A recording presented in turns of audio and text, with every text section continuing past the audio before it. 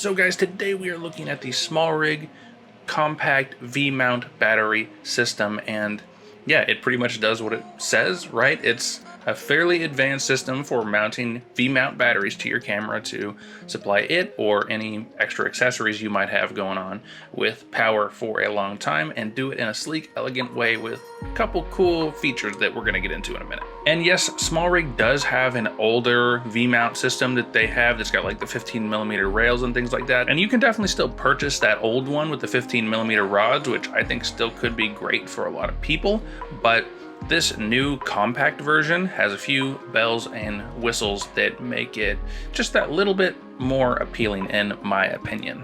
I know I said it pretty much just does what it says in its title, but honestly, with all the different battery, powering, mounting options, and a couple additional accessories you can pick up for this thing, I think it actually does a lot more than what it says. So let's get into it and start diving deep on the build quality, how to put this thing together, and some of those features that I think are really, really neat.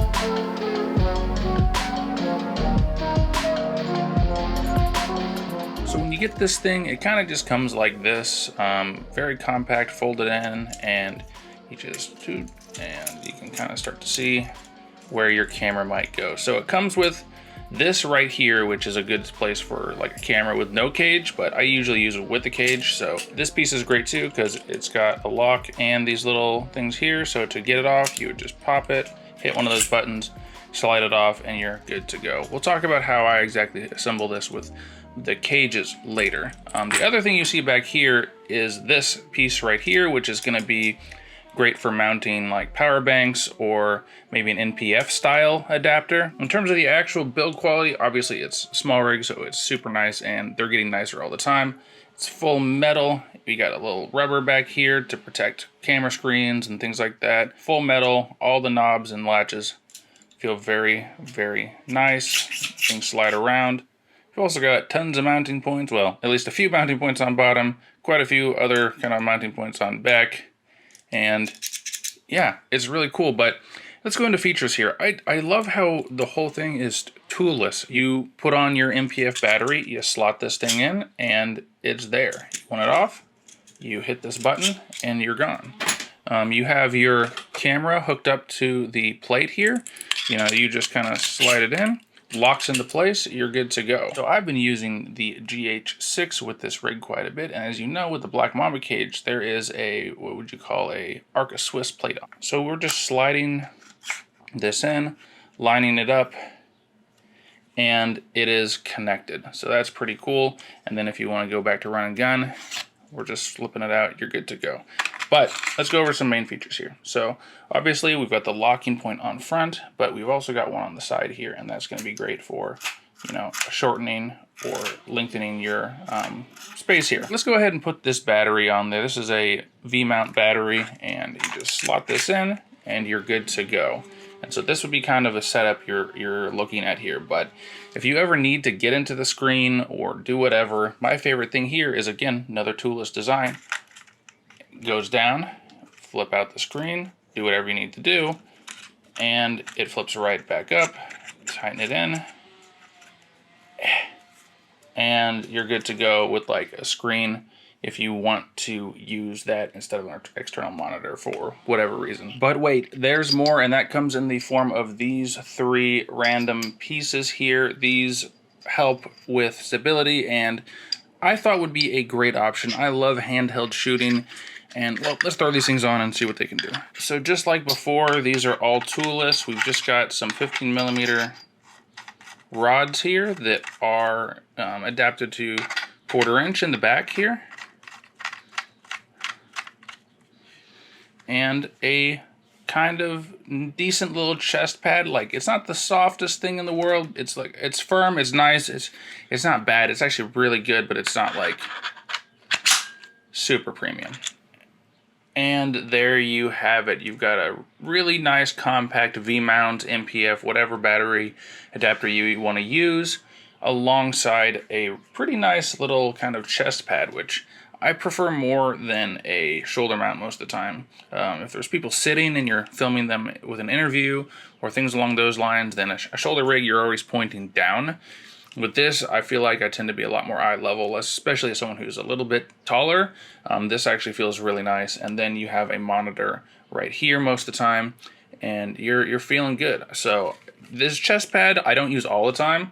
Sometimes I feel like just the V-mount against my shoulder is nice, but to get it away from your body just a little bit, get another point of contact, be able to get a better viewing angle down at your monitor or even just the flippy screen right here, this is a lot better than looking straight down. Probably using the chest pad about half the time and this going straight onto the battery half the time too. So if you ever think you're gonna do handheld, run and gun, anything like that, which is my preferred style, to be honest with you, so I knew right away when I saw this product this was going to be something I wanted to check out. Again, it's nice that there's options. Personally, I'm really glad I picked up this shoulder pad and got everything that came with it, but your mileage may vary.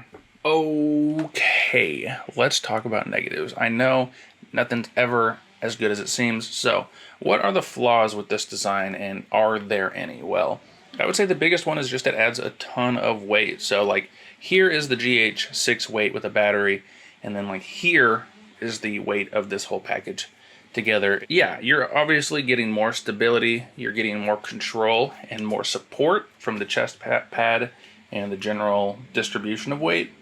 But yes, obviously the overall weight is significantly increased. So if you are preferring a handheld setup or you got a Micro Four Thirds for the size, I mean, look at it. You think this thing's for you? It's not. Yeah, it's huge. Yeah, for sure. And if you take the back pad off, it definitely shrinks it down a little bit, but not enough to where this is going to be a compact solution. You're definitely going to get looks. It's going to look more professional, which is good, but it's also going to be a little bit more out there and less subtle. So if you're filming in public or anything like that, yeah, this is going to stand out just a little bit more, obviously. The other thing is this little lock right here is the only thing that doesn't have like a sliding mechanism. It's like a rotating mechanism. The second kind of issue, which is a little user error, a little bit just how it is this little lock on the side here, the kind of friction thing, which lets you kind of rotate the camera and the back plate away. So this is a little hard to operate sometimes, and then I find that for whatever reason, I either don't get it tightened down all the way, or it just becomes a little loose over time and you get a little bit of play in it. This is pretty rare, and again, I kind of admit that it might be me just not really getting in there, but this is kind of the trade-off of a toolless design, is that potentially, depending on user error or things along those lines, it's a little easier to get some play in things, and I think it's fine. It never has bothered me or affected a shot or anything like that, but it's just one thing to keep in mind, right? So yeah, like see right there, it just happened. I tightened it down what I thought was pretty good, and then there's a little bit more play, so I kind of had to go in for one more. And so that's just one step of double checking you're going to probably want to have to make with this, but just keep that in mind. Really minor, most of these are, but I still wanted to find as many little nitpicks as I could on this thing.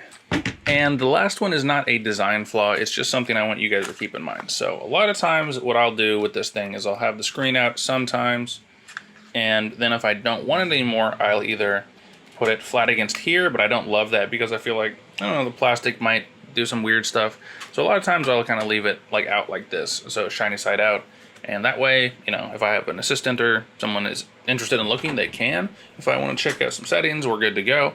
But the big thing here is, you can probably tell this latch is right above your screen. So you can see if you were in a rush, your screen was like this, and you tried to disassemble and pull this down, this latch is going to hit your screen.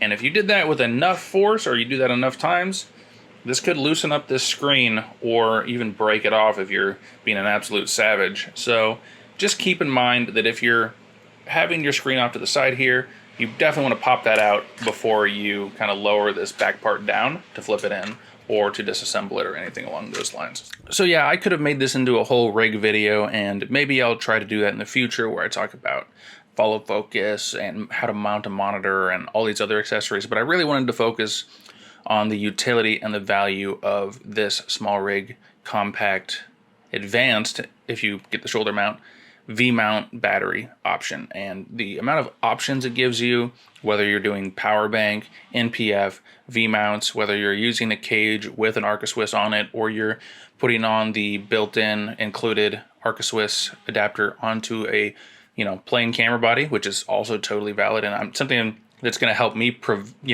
like I've got my S5, some of my other cameras, and it's going to be able to prevent me from having to buy a Black Mamba cage or stick into the Smallrig ecosystem when I know I can just use a full Arca system, which honestly, just like V-mount batteries in general, I was never 100% sold on Arca Swiss. I was like, yeah, it seems cool, but like, what's really the point? And now that I can see how easy it is and how fluidly everything works, I could definitely see myself going to a very heavy Arca Swiss system for all my cameras. And I think the value is great too. I mean, I don't know how much V-mount batteries cost. The Andy Cine battery I used, which I did a review on, it's about $150, I believe, which is more than the advanced with chest pad version of this. And if you get just the normal version, it's just $99. So $100 for this thing, and then $150 for this battery, something along those lines. Even a Smallrig battery is fine.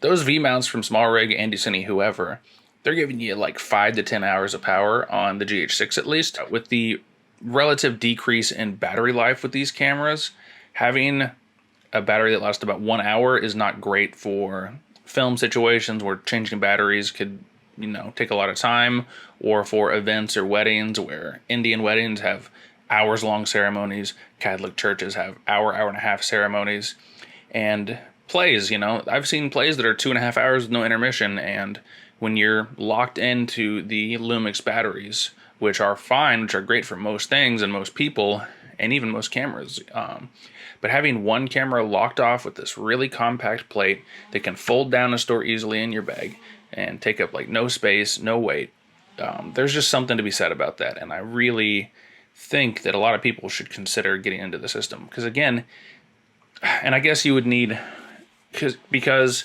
you need a dummy battery, the plate, and an MPF and a V-mount battery. So you need the plate, maybe a dummy battery or power bank, depending on if your battery supports power delivery, of course. And then, so you need the plate, the battery, and some kind of dummy battery or power delivery, assuming that battery can deliver that power. And again, you don't even have to do V-mount. You could do MPF, or you could even do a power bank like a lot of people are doing. Personally, those solutions also seemed clunky to me, so I didn't go for it. But I can definitely see a really big NPF battery that can give you maybe 2 or 3 hours of juice is just as good for most people as a giant V-mount like that, which is going to give you like 10 hours. So I definitely see that. And again, that's why I think the system is so smart, is because it doesn't tell you how to shoot. There's not one way to shoot it. You could put this on a tripod. You could shoulder that battery right away. You can get the chest pad and get a little bit more stability and padding for your chest. There's just so many options when it comes to how to use it, what power source you're using, what camera you're using. You don't even need a cage with the camera. You could put any camera on this plate and just go crazy. I just think it's super cool, and I'm fully convinced. I didn't come to this like some people I've heard talk about this product has been like, I've been waiting so long for a V-mount plate like this. Me, I've never used V-mount before, and it's so good that it's totally changed my mind on this system, and I've been using this plate for a few weeks now, and honestly couldn't be happier. So, that's my thoughts. I hope you guys enjoyed the video. Let me know what you guys think. Do you guys use V-mount, power delivery, MPFs? Do you have these big plates and cages, or do you just do a stripped down camera by itself type of setup? Because I kind of do all of it, depending on how I'm feeling or what any in particular gig is going to require from me but I'm very curious to hear you guys' setups. And oh, and definitely let me know if you are interested in a full rig buildup. It's going to be surrounding this kind of Smallrig plate here, but going less into the features and details of that specifically, and just going into more what I would do to have this set up for different scenarios in general. So cinema usage or events or things along those lines. So I definitely want to get into the nitty-gritty with that and see just what kind of monster I can build. So maybe Smallrig will help me out with that, maybe they won't, but I've got a lot of what I would want so far, so definitely stick around, and maybe in the next couple weeks I can throw that video together for you guys. But anyway, thanks for stopping by. Thanks again for Smallrig for sending me this item to try out, and I will see you guys in the next video.